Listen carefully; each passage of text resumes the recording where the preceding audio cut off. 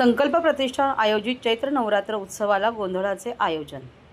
नवसाला पावणारी देवी अशी ख्याती पसरलेल्या ठाण्यातील किसननगर 1 मैदान येथील चैत्र नवरात्र उत्सवाला आपल्या पारंपरिक सांस्कृतिक गोंधळाचे आयोजन करण्यात आले होते।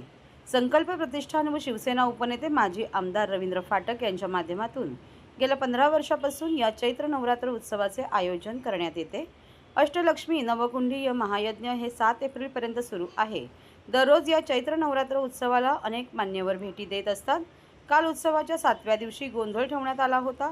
गोंधळ आपण आपल्या घरी काही शुभकार्य असेल, लग्नमुंज, नवीन घर घेतले असेल तर आपण ठेवतो। देवी देवतांची स्तुती करण्यासाठी, देवीला प्रसन्न करण्यासाठी हा गोंधळ ठेवण्याची प्रथा आपल्याकडे अति प्राचीन काळापासून आहे।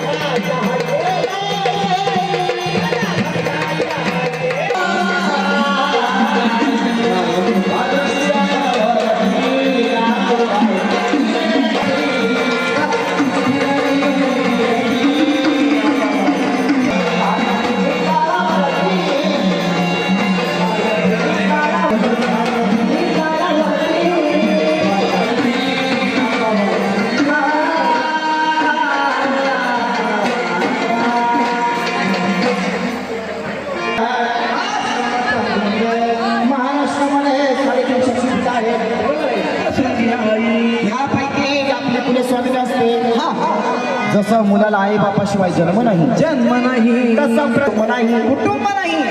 उभ्या महाराष्ट्राला कुलदैवत जेजुरीचा हा खंडोबा, हा खंडोबा म्हणजे कसा श्री शंकराना पहिला अवतार, दुसरा अवतार धारण केला जेजुरीमध्ये, बरोबर आहे। मार्तंड भैरवनाथ देवाचे नाव प्रसिद्ध झाला। आपल्या गुणगान कशी आले सांगितलं पाहिजे, सांगायला पाहिजे।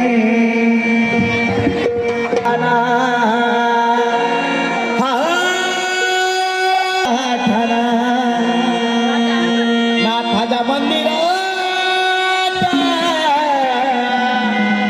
हो का गुलाला हात सोनारा